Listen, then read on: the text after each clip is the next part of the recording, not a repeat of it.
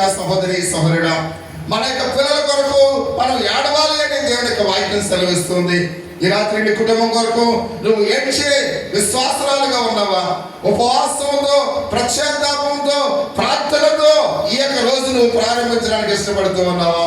ఇష్టపడుతున్నట్లయితే మౌనంగా ఉండగలరు ప్రియ సహోదరి సహోదరుడా. ప్రభువైన యేసుక్రీస్తు వారిని ఎప్పుడైతే చూచి ఉన్నాడో పేతురు కన్నీరు కార్చి ఉన్నాడు. ఎడతెగగా ఆయన ఏడ్చి ఉన్నాడు. ఆయన సీయోను కుమారులతో చెబుతూ ఉన్నాడు, మీకోసం, మీ పిల్లల కోసం ఏడవండి అని ఆయన మాట్లాడుతూ ఉన్నాడు. ప్రియ సహోదరి సహోదరుడు, ఎందుకంటే దేవుడు లోకం ఎంతో ప్రేమిస్తూ ఉన్నాడు. ఆయన ఈ రాత్రి నీ కుటుంబాన్ని ప్రేమిస్తూ ఉన్నాడు. ఆయన నిన్ను, నన్ను, మనను ప్రేమిస్తూ ఉన్నాడు. దేవుని యొక్క సన్నిధానంలో ఆయన విశ్వసించిన ప్రతి వారు కూడా నశింపగా నిత్య జీవాన్ని పొందుకుంటున్నట్లుగా ప్రభు సెలవిస్తూ ఉన్నాడు. ప్రభు అయిన యేసుక్రీస్తు వారి యొక్క సిలువ, ప్రార్థన, ప్రేమ, క్షమ, ఆయన అర్థాన్ని మనం చూస్తున్నాం. ప్రియ సహోదరి సహోదరుడా, ఆయన అంటున్నాడు, తండ్రి మీరేమి చేయించున్నారు, మీరు ఎరుగరు కనుక మీరు క్షమించమని చెప్తున్నాడు. ఆయనలో ప్రేమ ఉంది, ఆయనలో క్షమాపణ గుణం ఉంది. ఈ రాత్రి నువ్వు ఒప్పుకున్నట్లయితే ఆయన నేను క్షమించేవాడిగా ఉన్నాడు. ప్రభువా, నా పాపములు క్షమించు ప్రభువా. ఒకవేళ నా ఆశీర్వాదములకు నా పాపములు అడ్డుబండగా ఉన్నాయేమో తండ్రి, యేసయ్యా నాలో ఉన్న దాగి ఉన్న పాప స్వభావాన్ని తీసివే ప్రభువా. నా యొక్క ఆలోచనల ఉద్దేశాన్ని తీసివే ప్రభువా. ఈ రాత్రి ప్రభు నిన్ను అడుగుతూ ఉన్నాడు. ప్రియ సహోదరి సహోదరుడా, నీ ఆశీర్వాదములకు ఏ అడ్డబండగా ఉన్నాయో ఆయన నిన్ను ఆయన తీసివేయమని అడుగుతూ ఉన్నాడు. ఒకవేళ ఈ రాత్రి నీ పాపములను నువ్వు ఒప్పుకున్నట్లయితే, పేతురు ఏ విధంగా కన్నీరు విడిచి ఉన్నాడు, ఈ రాత్రి నీవు కూడా కన్నీరు విడిచినట్లయితే ఆయనను అడగడానికి ఇష్టపడుతూ ఉన్నాడు. నీ అతిక్రమములన్నీ కూడా ఆయన, ప్రభువా నేను తెలిసి చేసిన పాపములు క్షమించయ్యా, నేను తెలియక చేసిన అపరాధములు, నా దోషములు క్షమించయ్యా అని ఈ రాత్రి నువ్వు అడిగితే ఆయనను క్షమించేవాడుగా ఉన్నాడు.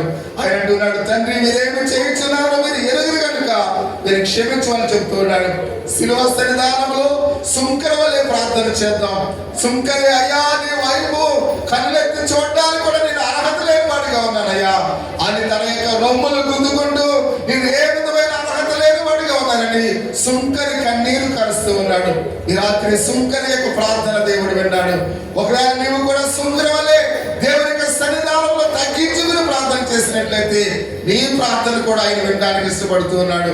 తీర్మానం చేస్తున్నాం, 40 దినాలు కూడా ఉపవాసంతో నీ మందిరానికి వస్తానయ్యా, ఒక్కరోజు కూడా నేను విడిచిపెట్టనయ్యా, ఈ లోకములో ఏది నీకన్నా విలువైనది కాదని నేను దేవుని యొక్క సన్నిధానంలో ప్రమాణం చేస్తున్నానయ్యా అని తీర్మానం చేసుకుందాం.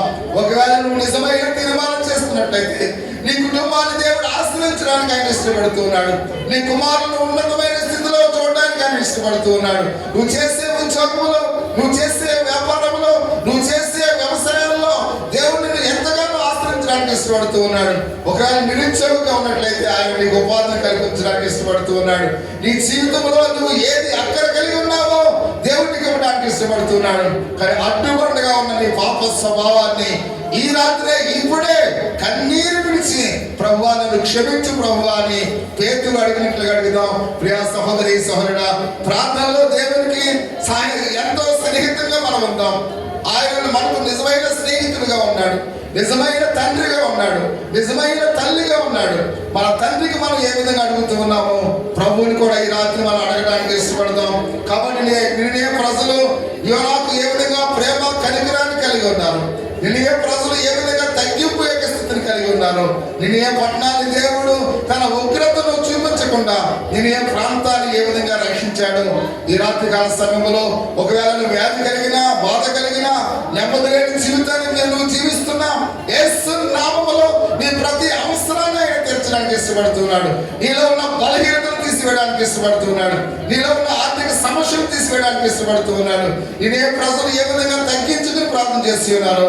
ఈ రాత్రి ఒకవేళ నీవు కూడా తగ్గింపు యొక్క స్థితిని కలిగి ఉన్నట్లయితే ఆయన నీ ప్రార్థన కూడా వినేవాడిగా ఉన్నాడు. శిలువ క్రీస్తును సూచే సాగే నిన్ను ప్రతి ఒక్కరిలో కూడా ఆయన పవిత్రులుగా చేస్తూ ఉన్నాడు.